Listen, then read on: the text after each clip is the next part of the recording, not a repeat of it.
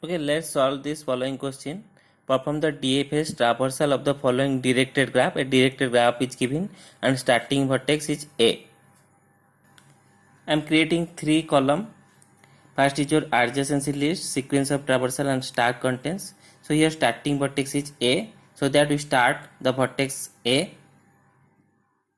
So if you start with the vertex A, then the sequence is also start with the A and the stack content is now empty stack is there. Next what happen, we calculate the adjacent of this A. Calculate the adjacent of the A. What is the adjacent of the A? From A directed graph, that is from coming out edges from the A, that is B and D. So here B and D are the adjacent. Then check, B is also a new vertex, D is also new vertex. These two are unexplored vertex are there. So from these two in the DFS traversal, we choose any one. Okay, suppose I am choosing the B, so that the sequence added B. So on the stack what happened? So the B is explore using A. Okay, that means A will be enter into the stack. By using A, we can explore a new vertex B, so that A will be enter into the stack or push into the stack. So if you want the operation, it is okay. If you write down here push operation, push A, pop A, that means it is okay. If you not write, that no problem.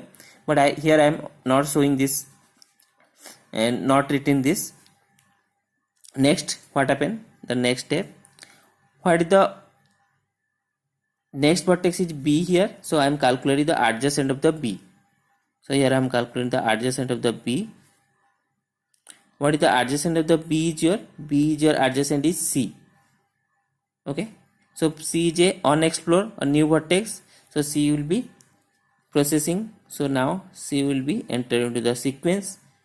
So using B, if you can explore a new vertex C, so B will be entered into the stack. So next stack contain is your A and B.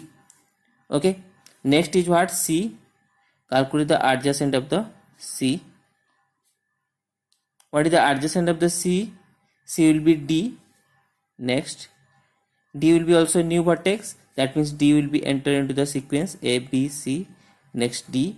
So using C, you can explore a new vertex. So C will be entered into the stack. That is your A, B and C. So next what happened? D will be process, means adjacent list D will be calculated.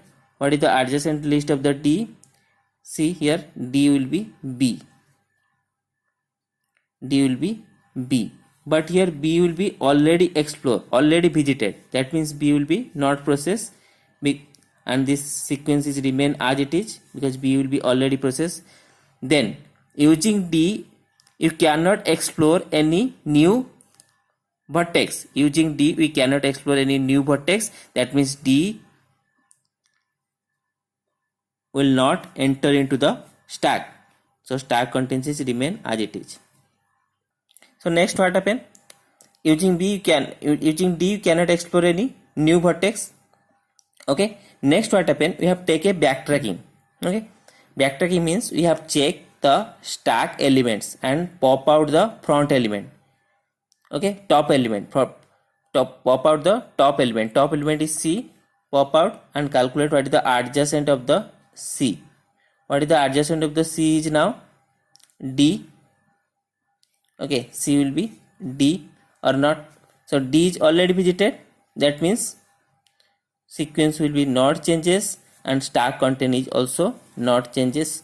Now B, A, B. Okay, C will be already pop out. Okay, next what happened? Next check. Next top element is B. Adjacent of the B. What is the adjacent of the B will be? Adjacent of the B will be C. C will be already visited.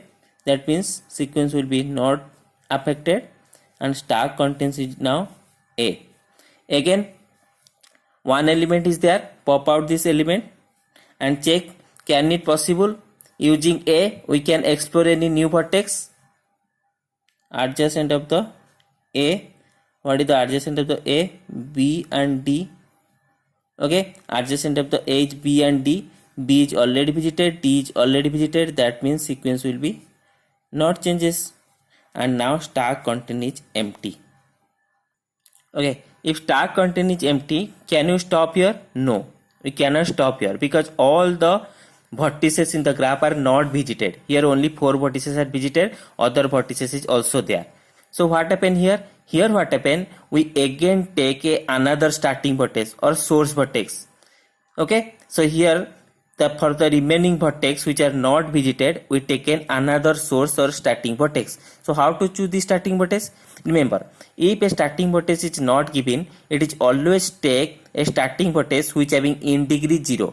It is better because whenever choose a vertex having in degree 0, by using this vertex we can explore maximum number of vertex. By using this vertex we can explore maximum number of vertices. Okay, you can choose any vertex, no problem, but if you choose a vertex which having in degree 0, so that we cover maximum number of vertices. So here I am choosing E is the starting vertex because it is in degree 0 and out degree 2. I am choosing E as a starting vertex.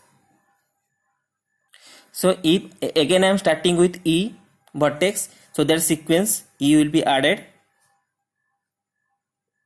Okay, then stack content is also empty. Then what happened? We calculate the adjacent of the E or not. Calculate the adjacent of the E. What is the adjacent of the E? Adjacent of the E is your C and F. Okay, C and F. C is already visited, but F is a unexplored vertex is there. A new vertex is there which is not visited. That means here we added the sequence. F is added. Now using E, you will explore a new vertex F, so that E will be added into the stack. Using E, you will be explore a new vertex, so that E will be added into the stack. Next what happened? Which vertex will be proceed? F. Okay, F will be added, so we take an adjacent of F. What is the adjacent of the F? F is itself. It is a loop is there, self connected. That means adjacent of F is F. But F is already visited. That means we cannot take again. Then it is as it is. Okay, sequence is as it is. Can you add into the F? No, because using F we cannot explore any new vertex. That means F cannot be added into the stack. This is E. Now next what happened? No new vertex which explore. That means we go backtracking or check the stack contents. Stack contents is E. We pop out the element and check what is the adjacent of the E. So adjacent of the E is your CF. C is already visited and F is already visited. That means sequence will be same. So sequence will be not changes and stack contents is now empty. Okay, so here we stop. Now stack content is empty and we also visited all the vertex, all the vertices of the graph. So this is your stack contents are there and this is your sequence. So write the final sequence and draw the spanning tree. Okay, so I am again drawing this original graph here and this is your traversal sequence. Okay, so this is your traversal sequence here. So let's first deploy the vertex according to its position. Okay, I am deploying just the node or vertex according to its positions. Then we connect A to B. Next is B to C. Next is your C to D. C to D. Next is D to E. But see, D to E is no direct path is there. Okay, can it possible D to E? So see here, from this adjacent list, from this traversal I am taking one source node A, first traverse all these vertices, then taken another source node E. So here A is one source node, E is another source node. So here E to F, I am connecting E to F. So this is one component, this is one component. So for this is a graph. For this graph, this is overall it is a graph. For this graph, Okay, for this component A is the source or starting vertex, for this component E is the source or starting vertex. But can we call as a spanning tree? This graph can we call as spanning tree? Can you call this as spanning tree? No, we cannot call this as spanning tree. Why? Then what is the tree definition? Remember? Okay, so as your reference, I am writing that a tree is a connected graph with acyclic path. This is one word, acyclic. No cycle is there.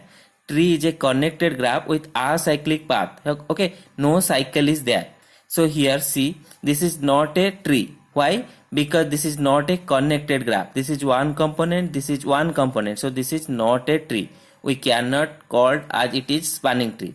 We called as a spanning forest. Okay, so this graph we also called as spanning forest because this having multiple number of components. This is not a tree. This is also called as your depth first forest or DFF. Okay, another note is there. For a undirected graph, if it no direction is there, using one source we cover all the vertices. Okay, traversal will be performed. That means it generate always a spanning tree. Okay, if it is connected undirected graph, remember if it is connected undirected graph, initially it is a connected, then one source we connected or traverse all the vertices and generate a spanning tree. If a directed graph is there, okay, for directed graph it may be required multiple source. Sometime it is also possible by one source we cover all the vertices or traversal will be performed. But sometime we require what? Multiple source. Like this we require two source, perform the traversal or visited all the vertices. So in this case what happened? It generate what? Spanning forest. Okay, for a directed graph it generated spanning forest. Some cases, not all the cases, if it required multiple source it generated spanning forest. Okay, so in this way you have to complete this BFS traversal, DFS traversal.